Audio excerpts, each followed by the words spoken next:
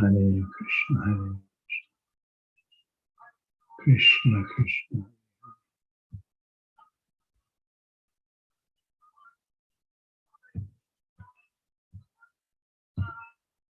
Hare Ram.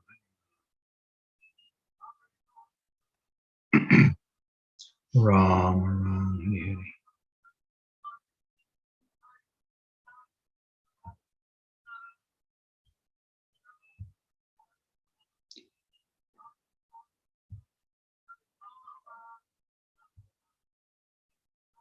Hare Krishna, Hare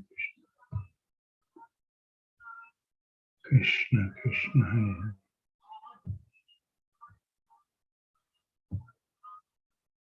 Hare Ram, Hare Ram.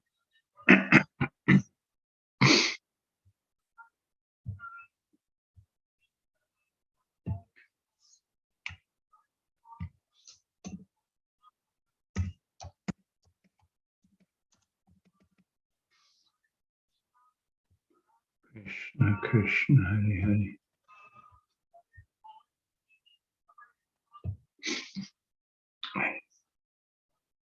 Ram, Ram, Hare.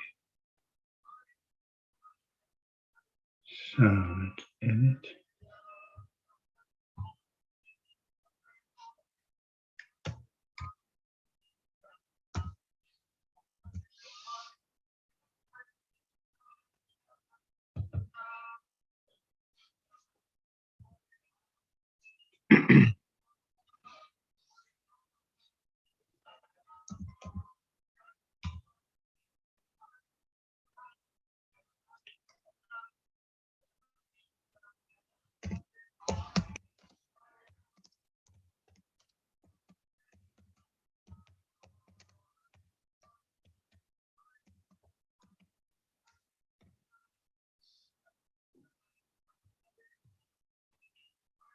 Hare Ram.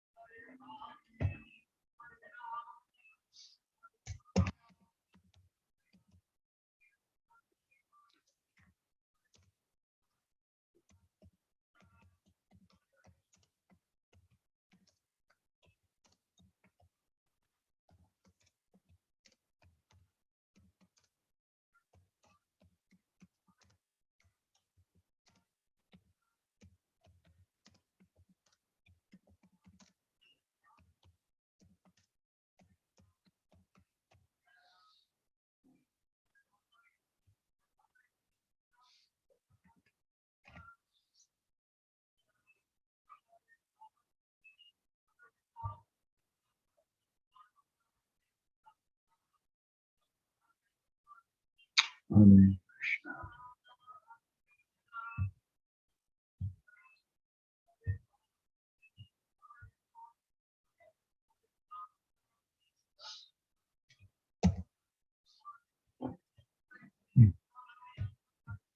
All right. What to do?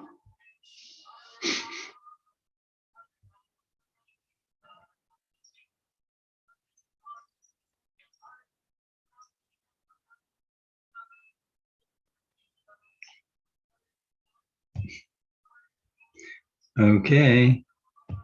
Hare Krishna. Some technological questions, and we're ready to rock. Okay. Hare Krishna. Welcome, everyone. I hope everyone who wants to be on here is on here.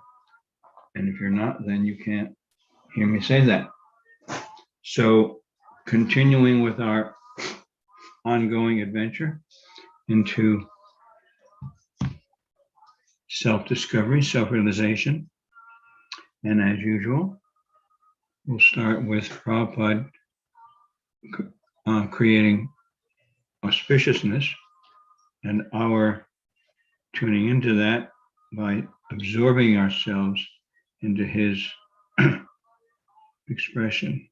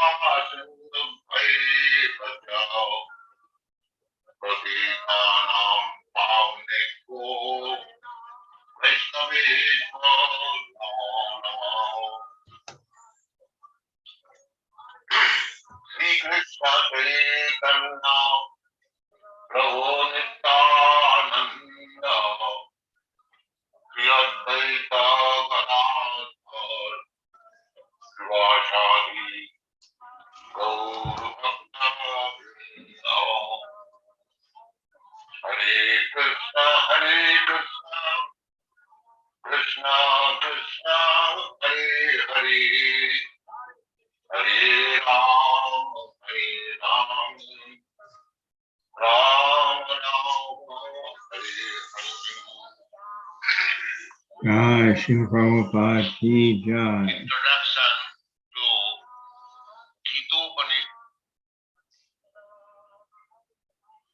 One thing we learned very clearly from Srimad Bhagavatam and all scriptures of the Vaishnava philosophy is that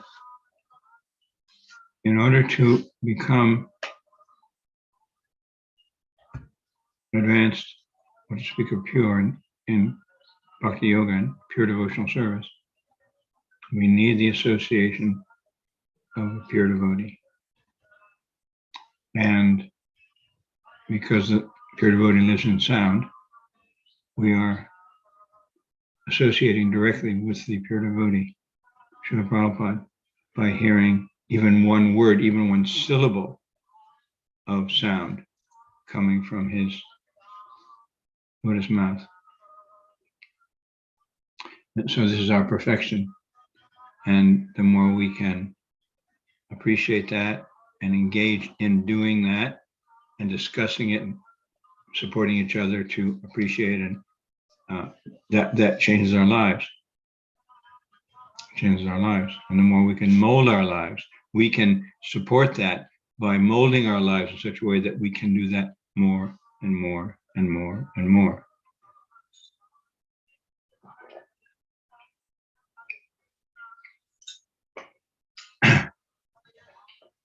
So that hearing, that Shravanam, is the beginning. So today we're studying the third verse of the second chapter of Bhagavad-gita as it is, chapter called Contents of the Gita Summarized. And I'll sing a very brief Jayarada Madhava, which is the song, of course, that Srila Prabhupada sang before his classes every morning. And he said it's a picture of Vrindavan because the Jamuna River is there, Radharani and the gopis are there, the different forests of Vrindavan are all there. So please respond. I can't hear you unless you're going to join me on Zoom, which everyone can do. Just repeat. I'll give the time that I consider enough,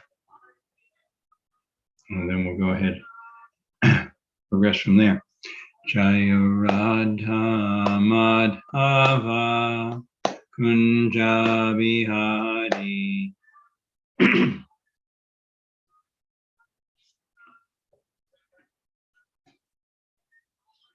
Jaya Radha Madhava Kunja Bihari. Gopi Janavallabha Girivaradhari.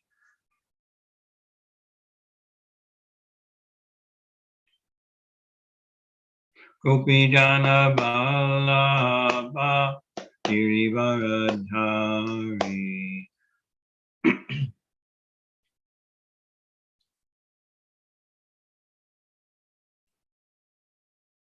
Jasodanandana Vrajajana Ranjana.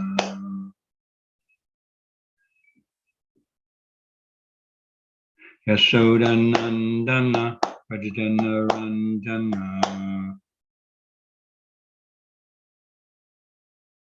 Jamunatira Vanachari.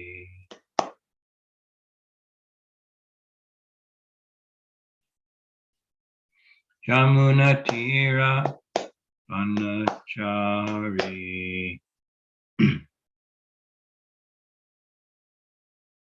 Jaya Radha Madhava Kunja Bihari.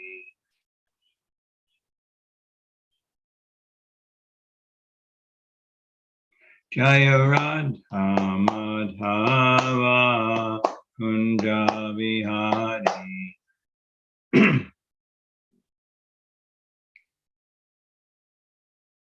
Gopi Jana Vallabha Girivaradhari.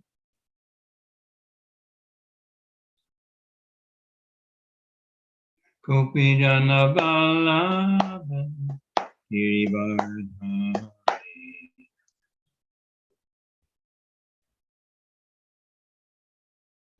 Jasodanandana Vrajajana Ranjana.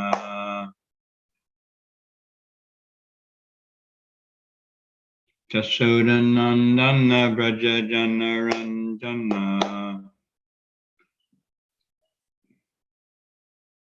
Jamunatira Vanachari.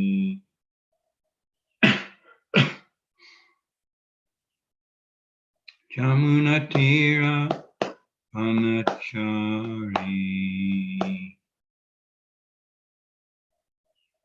Hare Krishna, Krishna Krishna, Hare Hare, Hare Rama, Rama Rama, Hare Hare.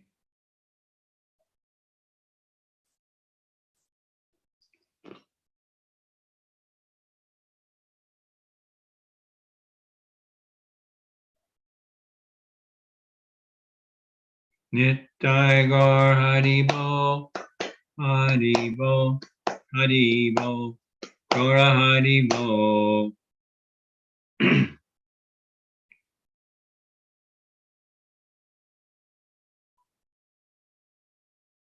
Jai Jai Prabhupada, Prabhupada, Prabhupada, Jai Prabhupada.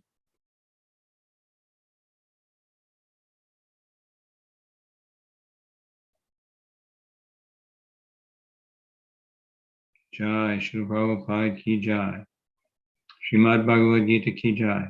Sadhu Sangha ki Jai. Harinam Sankirtan Yagya ki Jai. Gaur Premanandi Hari Hari Bol. All glories to the assembled devotees. Hare Krishna. All glories to the assembled devotees. Hare Krishna. All glories to the assembled devotees. Hare Krishna. All glories to Sri Guru and Sri Gauranga. All glories to Srila Prabhupada. Om Namo Bhagavate Vasudevaya.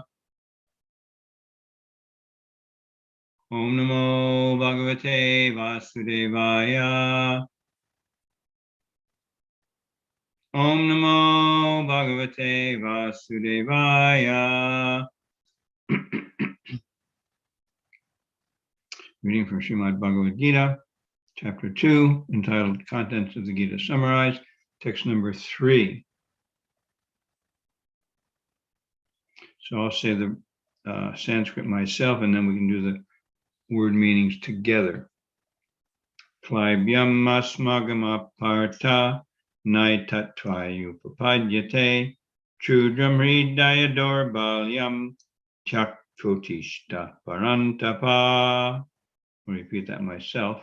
Klaibyam asma, unless you want to do it with me.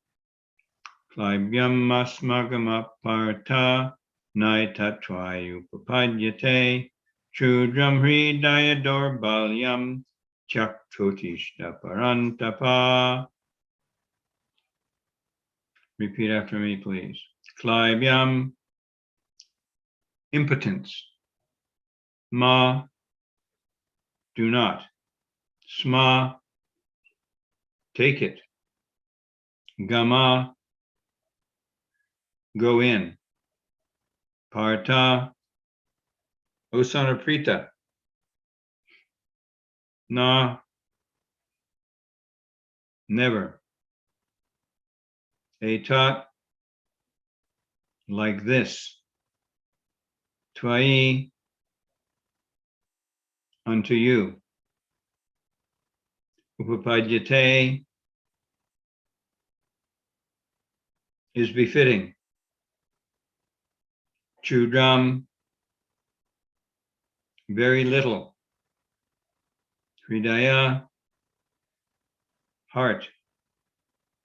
Dorbalyam, weakness.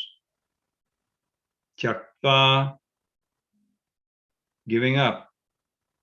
Utishta, get up. Parantapa, Parantapa, O chastiser of the enemies. Now, if anyone's there. Okay, if anyone's with us, would like to just check in, say Hari Bol or Hare Krishna, whatever you like. I can see you on chat. We can discuss, exchange during the class. Make it interactive so it's alive for everyone. Translation and purport by His Divine Grace Srila Prabhupada. O son of Prita, do not yield to this degrading impotence. It does not become you. Give up such petty weakness of heart and arise, O chastiser of the enemy. Please repeat. O son of Prita, do not yield to this degrading impotence.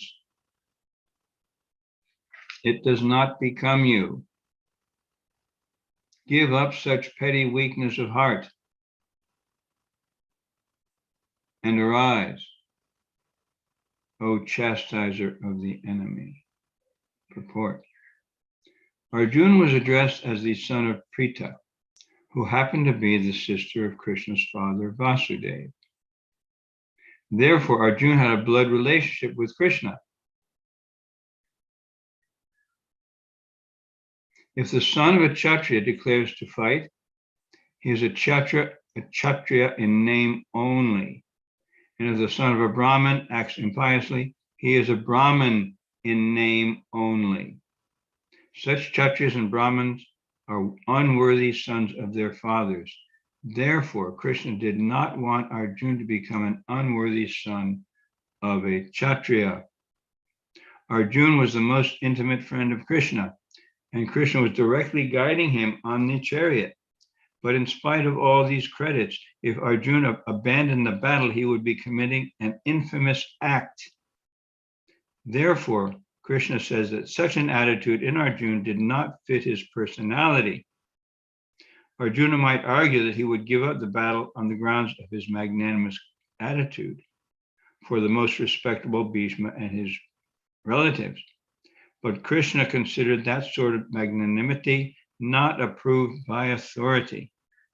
Therefore, such magnanimity or so-called nonviolence should be given up by persons like Arjuna under the direct guidance of Krishna. Welcome, Bev. Thank you.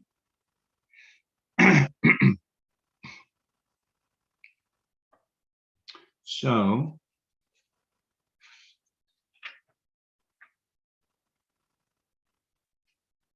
Nama Om Vishnupadaya Krishna Prasthaya Bhutale Srimate Bhakti Vedanta Swami Niti Namane Namaste Saraswati Deve Gauravani Pracharine Nirvisesha Sunyavadi Pashtata Satarine Jai Shri Krishna Chaitanya Prabhu Nityananda Shri Advaita Gadadhar Shivas Adi Gaura Bhaktarinda Hare Krishna Krishna Krishna Hare Hare Hare Rama Rama Rama Hare Hare Mukam Karoti Vachalam Pangam Langayate Girim Yatripatamaham Vande Shri Gurum Dinatarinam.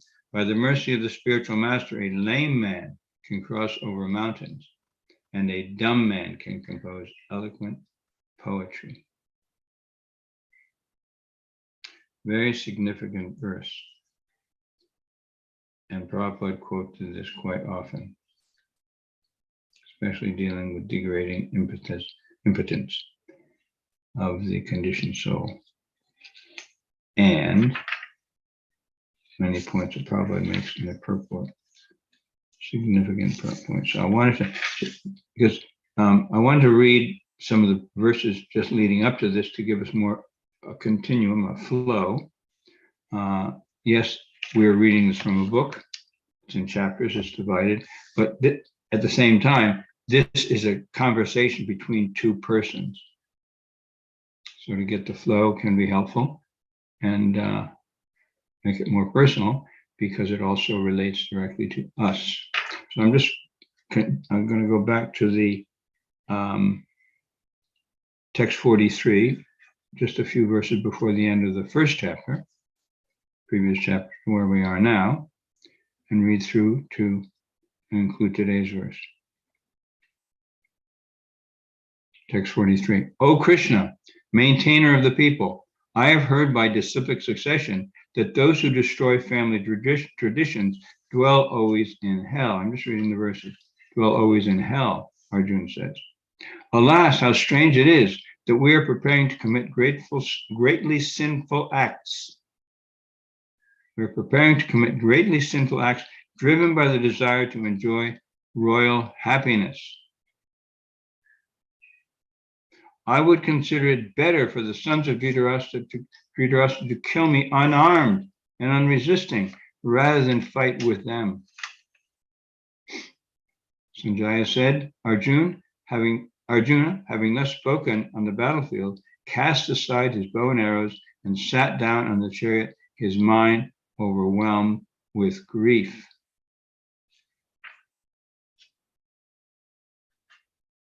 Sanjaya said, seeing Arjuna full of compassion and very sorrowful, his eyes brimming with tears, Madhusudana Krishna spoke the following words.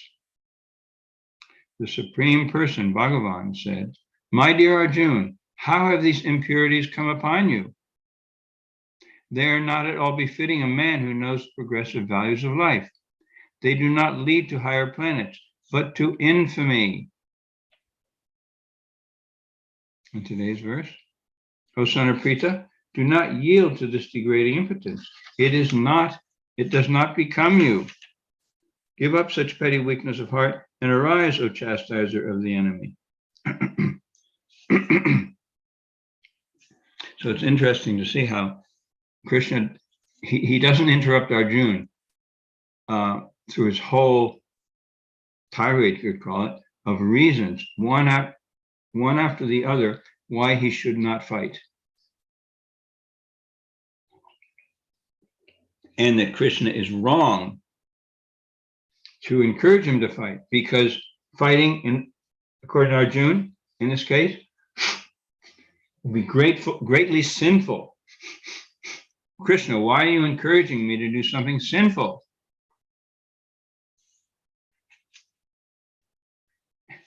Anyone who blames God or contradicts God or argues with him does not have much, if any, awareness of the reality of who we are, who God is in our relationship. So our mind is very good at that. So as Krishna says later in Bhagavad-gita, and Prahlad Maharaj says also in Srimad Bhagavatam, there is no other enemy except the uncontrolled, unbridled mind. So that's very important. And that's a whole discussion in itself, but 6th chapter of Bhagavad-gita focuses on that.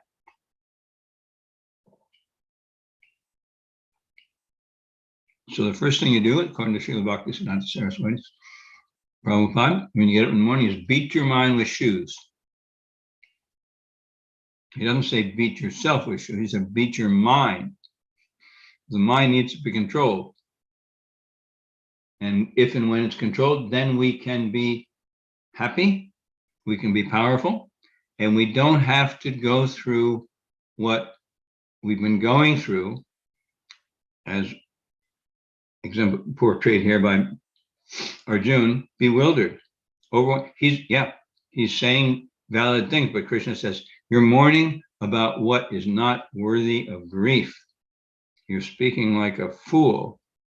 And later on, he laughs at him. He calls him a fool.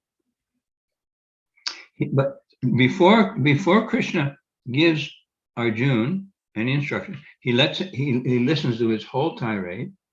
He doesn't interrupt him. And then before he even gives him any instruction, he asks him a question. How have these impurities come upon you? So he's expecting Arjuna to be responsible, to rise up, which he's about to say, but in the form of a question, he's encouraging Arjuna to be aware, to be conscious, to be self-realized. At least consider how the impurities have come upon him. And he expects him to know. He's calling Arjuna, come on up, wake up. As Prabhupada says, first become conscious, then become Krishna conscious. Krishna consciousness means to be conscious of everything, but first become conscious and then become Krishna conscious. So just like it's explained very clearly in the Nectar of Instruction, right there in I think it's the preface, it's not the introduction. Prabhupada says, one must come to the mode of goodness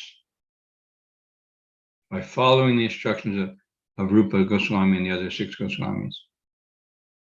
The other Goswamis. So mode of goodness means what? Sattva, awareness, consciousness, enlightenment, self-realization. So it's very helpful in some ways, it's necessary to be raised to the mode of goodness. But we don't do that separately. We apply the practices and principles of bhakti yoga. We chant regularly. We offer our food, all the food that we eat or distribute or share. We study the bona fide scriptures. In our case, we study Prabhupada's books deeply and discuss them again and again and again and again. And we experience more and more by doing that. They're ever fresh. There's always new life. It's the fountain of youth, which explorers used to search the world for, but they didn't realize it was already there within them. The fountain of youth, the fountain of truth, Sat, Chit, Ananda. We are eternal beings full of knowledge. And we want to tap that. So we tap that by hearing from the bona fide spiritual master, bona fide authorities, and those who are repeating and sharing realization of what he's saying, what they are saying. In fact, we always want to quote scripture, quote the bona fide authority in disciplic succession, parampara, based on to corroborate what we're saying. And I'm talking here about applied Shravanam Kirtanam and why it's so valuable to develop the mode of goodness, to develop awareness. We make the endeavor, Krishna helps us to achieve it. Man proposes, God disposes. Yayata mam prapadite. Krishna says in Bhagavad-gita, as they surrender unto me, I reward them accordingly. So Krishna, he's asked Arjuna, he's calling to come up to a higher level of awareness in this question. How have these impurities come upon you? And then he starts instructing Arjuna. They're not befitting you. You're a Kshatriya. And later on, Krishna says, you don't fight, you're going to be frustrated, you're going to want to fight anyway. So therefore, in the purport of today, Prabhupada says that it doesn't fit his personality.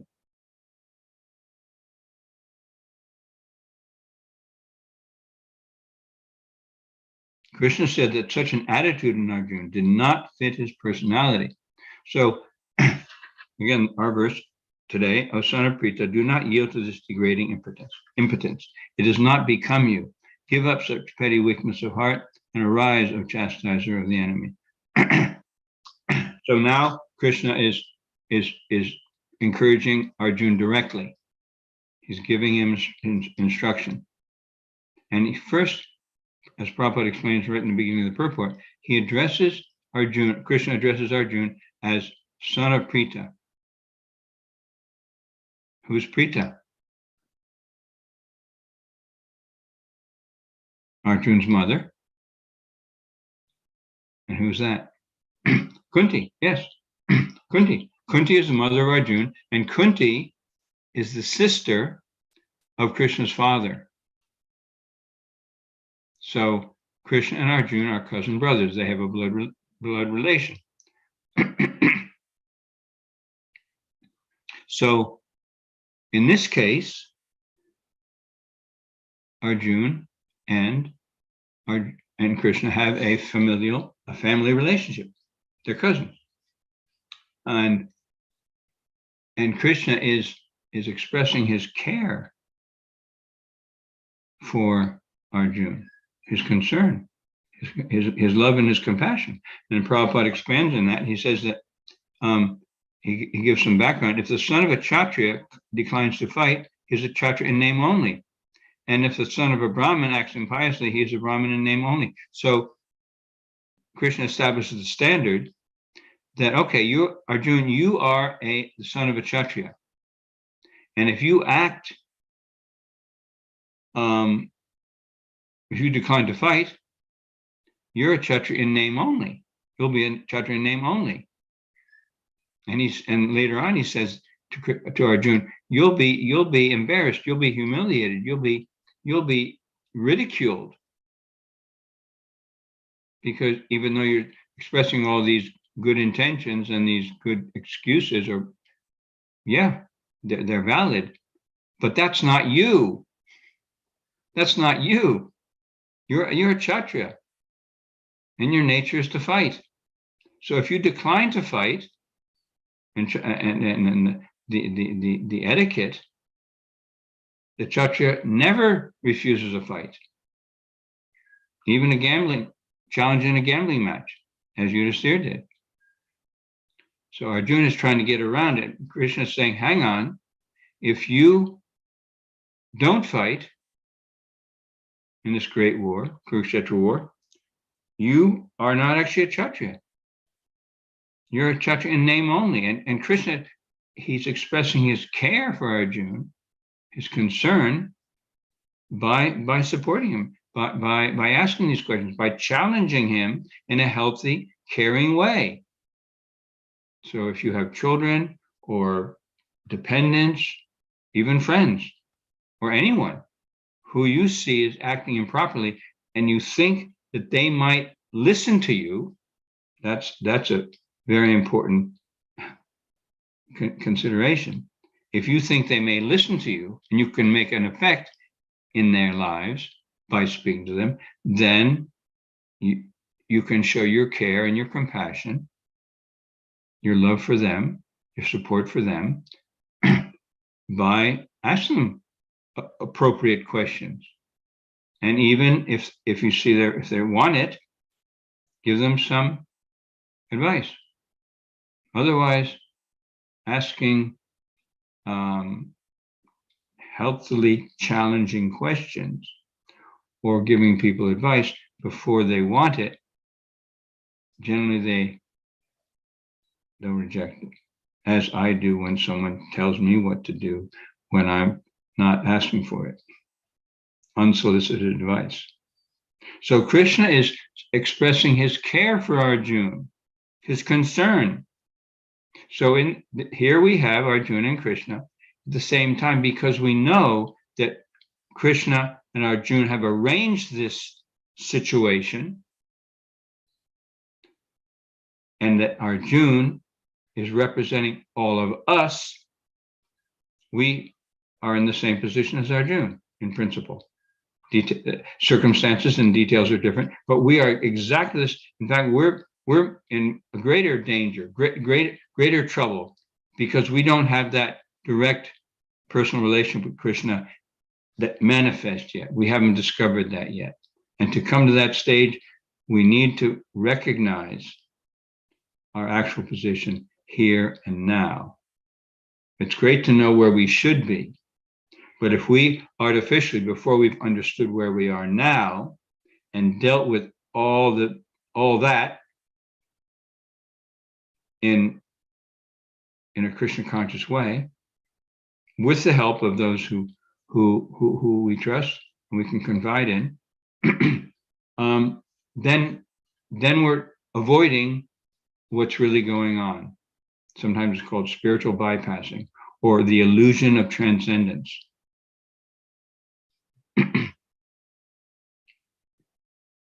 And just as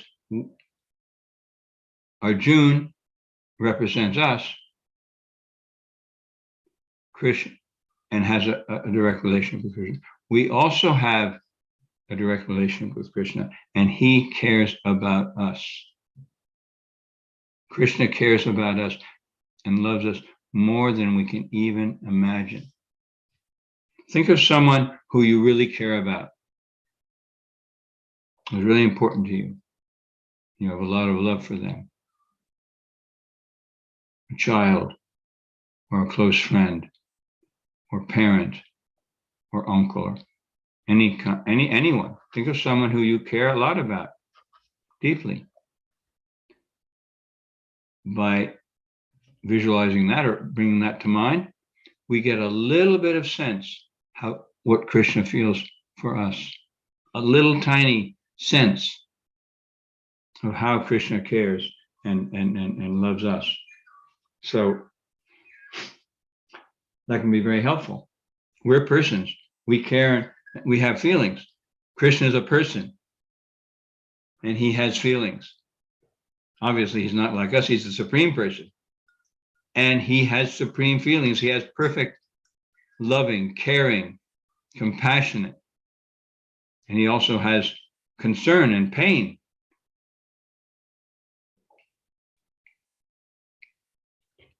When we act as servants in name only, whatever our nature may be, when we don't do it purely for him, okay, that's far away. So the way we do that is to gradually, Prabhupada uses that word very often, gradually, by, as Krishna says in Bhagavad-gita, by acting with intelligence, step by step become situated in trance. What does that mean? Situated in trance. It means we're always calling out to Krishna. Hare Krishna, Krishna Krishna, Hare Hare, Hare Rama, Rama Rama, Hare. Krishna, please engage me in your service. Oh Tulsi, beloved of Krishna, I bow before you again and again. I beg you to make me a follower of the cowherd damsels of Braj. Please grant me the privilege of devotional service and engage and please grant me the privilege of devotional service and make me your own maidservant. This very fallen and lowly servant of Krishna prays, may I always swim in the love of Sri Sri Radha. Please Tulsi, please Prabhupada, please Krishna, Lord Chaitanya, Lord Nityananda, Holy Acharyas, please engage me in Krishna's service. Oh my Lord, oh energy of the Lord,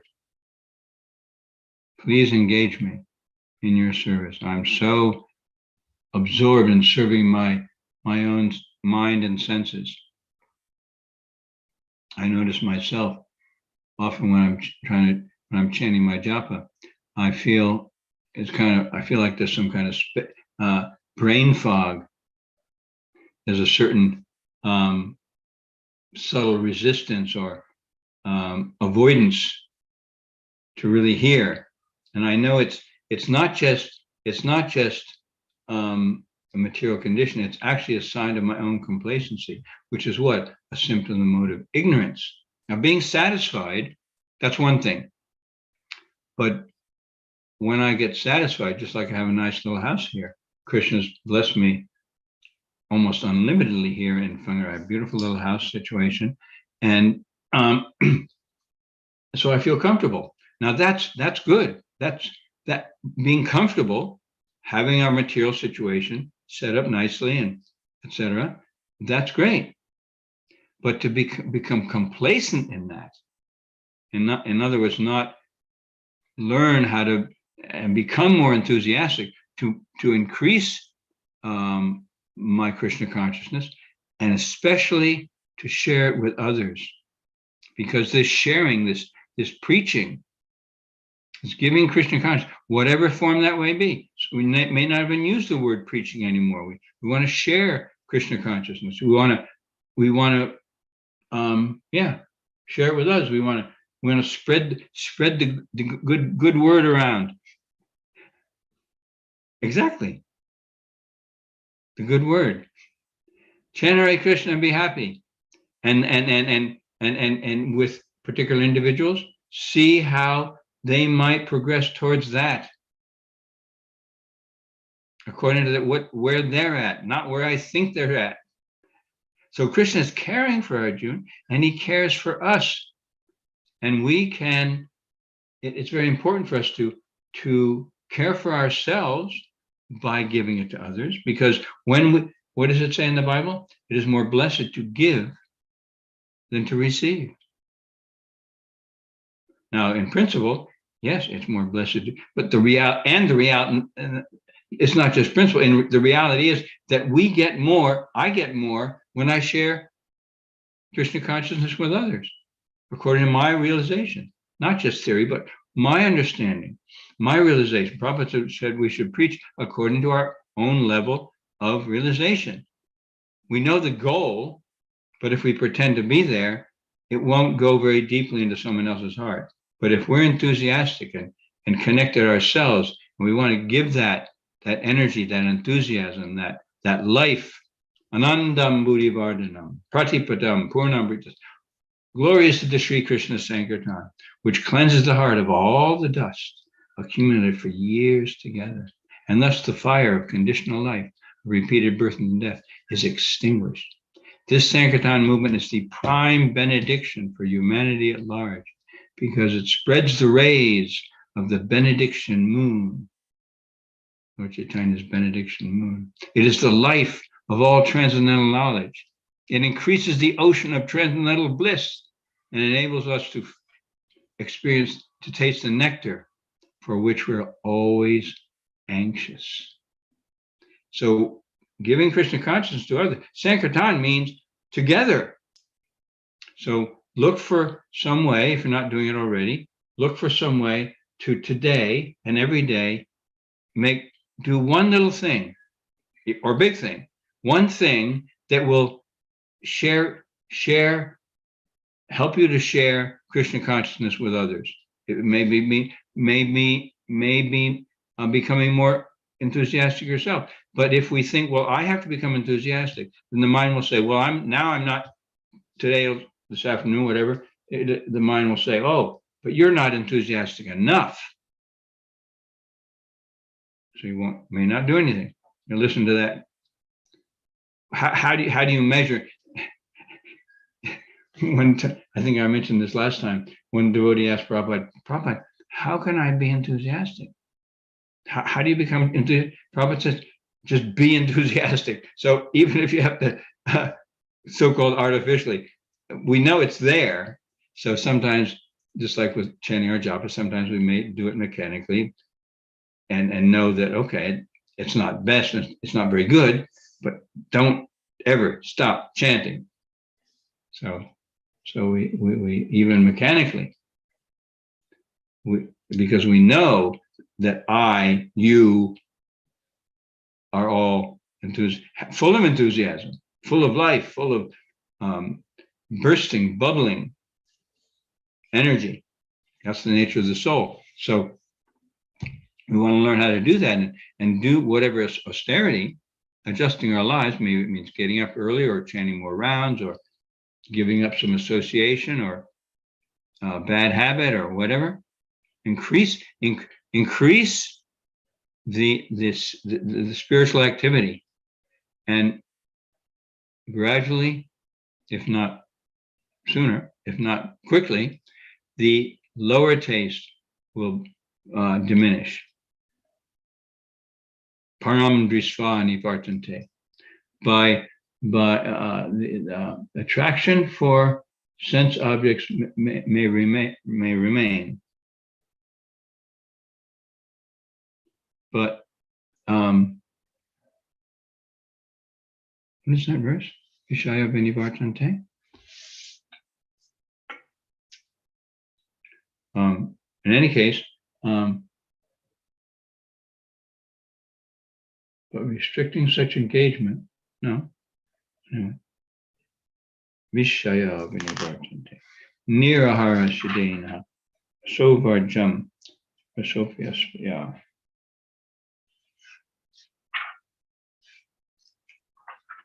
Param drisva nivartate. Nirahara shidena. Very significant and important verse. Very, very nirahara. Nira. Right? Not finding it.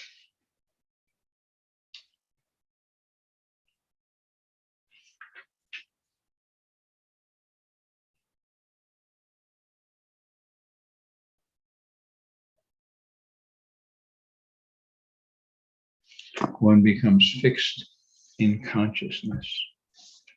So gradually we will become fixed in consciousness by practicing, even mechanically in the beginning, to make endeavors to increase our devotional service. And one of the easiest ways to do that, direct ways to do that, as Krishna says in Bhagavad-gita himself later in the 18th chapter, that anyone who explains this science of bhakti yoga to the devotees is most dear to me. So we hear from Prabhupada, and we even by rote, we repeat what we hear from Prabhupada to someone. You use your intelligence to see, try to understand. If the mind says you don't have any intelligence, you say, thanks, mind. Get lost. I mean, you can use more ugly language than that. Get lost. I know I have spiritual intelligence, and I'm listening to Prabhupada and his sincere followers almost every day, and they're saying so many things, and I can repeat that it's all most intelligent. So get lost. Thanks for sharing mine. See you later.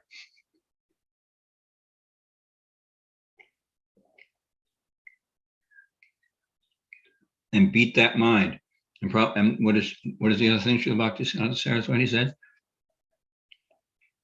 At night, beat your mind with a broomstick. So Krishna cares about us, and we can share that by struggling, even taking risks and doing something we're hesitant or fearful to do, or the mind is telling us we can't do. Anyway, do it anyway. You've heard of the book, the saying, feel the fear and do it anyway. Well, that's often a very difficult thing to do. So many more points Prabhupada makes in the purport.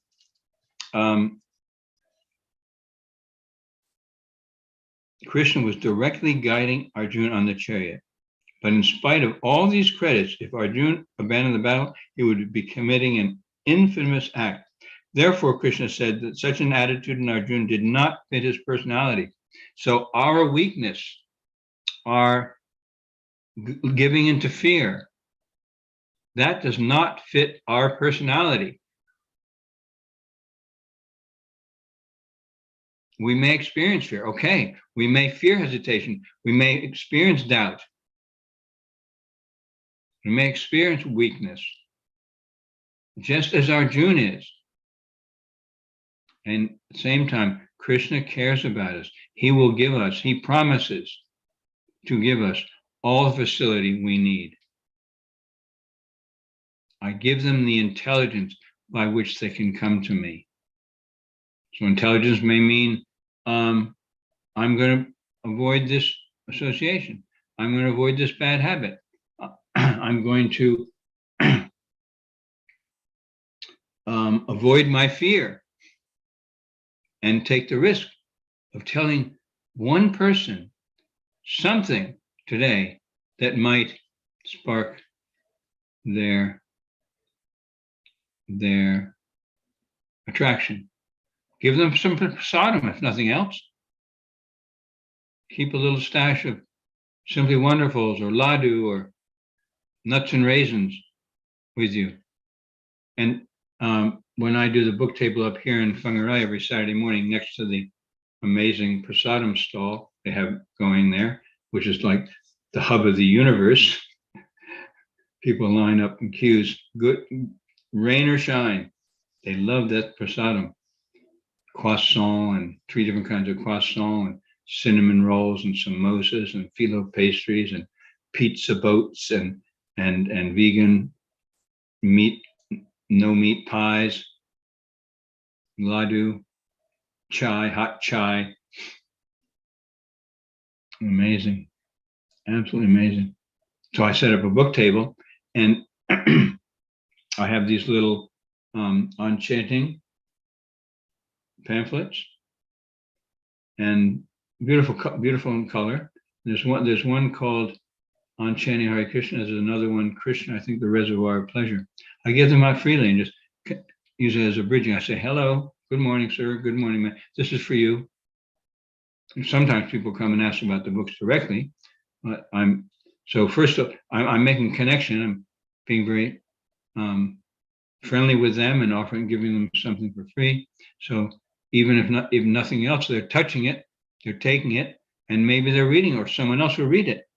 So they're on the way. And of course, they've just come out of the, often they've just come out of the queue. Sometimes they're munching on a samosa or a carob croissant or a cinnamon roll. So that they're having prasadam. Let's see if we can take them further. So it's exciting like that. It should come up sometime whenever you get a chance. What's the next festival? Balaram's appearance today. Anyway, check. We're getting more and more apt, and Buddhimata is an expert in putting on big festivals for everyone. We had Lord Nrsingadeva's festival here, and you probably know Sitapati played Hiranyakashipu. Great play. So, yeah. Use your mind, use your intelligence, find ways to give Krishna consciousness to others, because automatically then you'll also become more enlivened, more enthusiastic.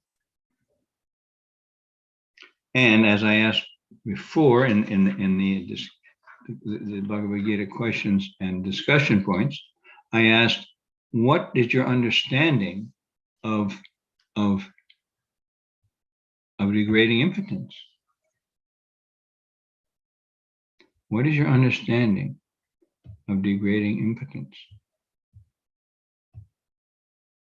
So what is the dictionary definition of impotence? Impotence means an inability to change or improve a situation. So our mind and our conditioning says, I cannot be better, or I can't be very advanced quickly.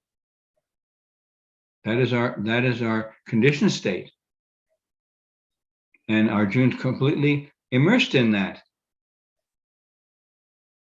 And Krishna says, first of all, how has this come upon you? And then he says here in the verse today, give it up. Give up such petty weakness of heart. So he's equating degrading impotence with weakness of heart. So if we are convinced, or we have some even unconscious belief that I can't do what Prabhupada wants me to do according to my present level and time, place, and circumstance, that's a degrading impotence, a belief, because our actions come and our feelings come from beliefs. So a degrading impotence, not just a believed condition or a belief that I am impotent in any way. That's degrading. And Krishna calls it a petty weakness of heart. And he calls Arjuna, O chastiser of the enemy. He's giving Arjuna a description of who he really is. Arjuna says, I'm not going to fight. Forget it. He puts down his bow. He's overwhelmed. He says, no, Krishna, I'm not going to fight. And Krishna says, you're the chastiser of the enemy. So he's countering Arjuna's whole mentality. So Krishna he's saying this to us. We are chastiser of the enemy. First of all, we're chastisers, controllers, of our own conditioning, our own impotence, our own perceived impotence. And Krishna says, no, you're not impotent. You're not degraded. You're not overwhelmed by petty weakness. You may feel like that now, and you may have given into that, but here's what you really are. Here's how you really are, oh glorious, powerful, intelligent, capable soul. This is for us. Krishna speaking to us. Arjuna's only pretending. He's really in that consciousness temporarily, but he's going through it for our sake. Krishna is speaking to us. Krishna, oh, you're listening to this now, and me. How is this degrading impetus come upon you? How have these impurities come upon you? These are impurities of the soul. The soul is like oil, and the impurities are like water. If you mix oil and water, the oil will always stay separate. It will never mix. So we're pure spirit soul. The conditioning that an experience of doubt, of fear, of hesitation, of whatever, these are all foreign to us. So we've come to time now, and if there's any questions or comments, if you still want to stay longer, please put them in the chat, and we can go from there. I do have a couple from before. Some people responded before the class because I put it out that can be done. In fact, it can always be done by anyone. So one answer that came through, because I asked about what is your understanding of degrading impotence? One person wrote in, for a Kshatriya, nonviolence is impotence and degrading. Nonviolence is impotence and degrading. It's a Kshatriya's duty to fight and defend the weak. Krishna is addressing Arjuna as a Kshatriya. So,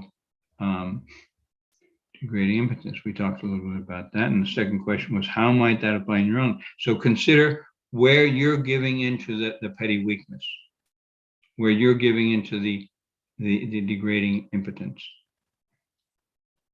What are your degrading impotences? The fear is not the degrading impotence, but the giving into it, letting it, accepting it as more powerful than me, the brilliant spiritual soul who cannot be limited by anything material. And the third question was, what do you think Bhaktivedanta Swami Prabhupada means in the last line of the purport, quote, such magnanimity or so-called nonviolence? What do you think that means? What do you think Prabhupada means? Therefore, such magnanimity or so-called nonviolence should be given up by persons like Arjuna under the direct guidance of Krishna. So Prabhupada is saying clearly that the magnanimity, because Arjuna just said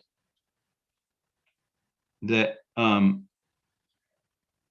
Prabhupada says just before that, Arjuna might argue that he would give up the battle on the grounds of his magnanimous attitude for the most respectable Bhishma and his relatives. Prabhupada says that clearly that is not real magnanimity. And it should be given up.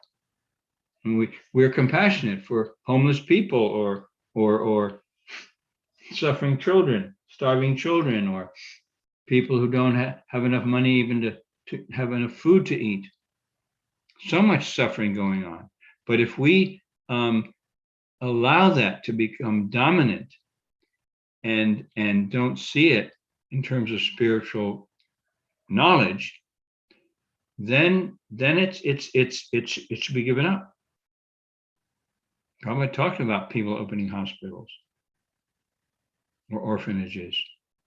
It's good, But in the long run, it's misleading people, because it gives them idea that there can be some solution in this world. Better give them knowledge that no, there's no solution in this world. Nothing. It's okay to be comfortable. Nothing wrong with opening hospitals. But if it's not without a spiritual understanding, if that spiritual understanding isn't there, it's useless, and it's misleading, because then it gives people hope that, oh well, actually I can be cured here. I can be comfortable here without Krishna.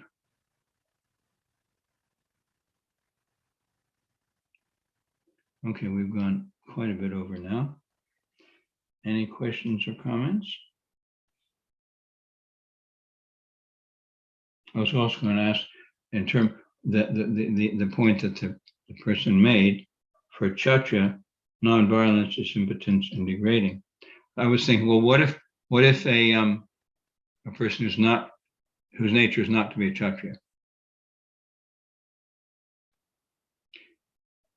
if is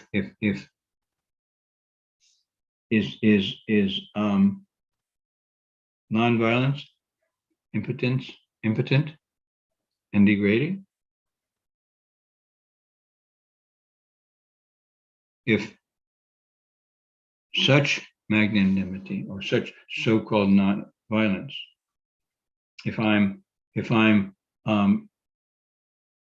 feeling magnanimous or compassionate or concerned or sympathetic or to someone who's suffering materially,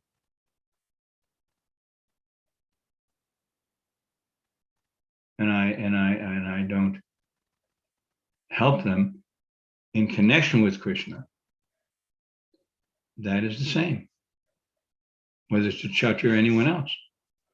My understanding. That's my realization. What do you think? Is impotence or magnanimity, such so-called magnanimity, degrading for anyone who doesn't do it without Krishna?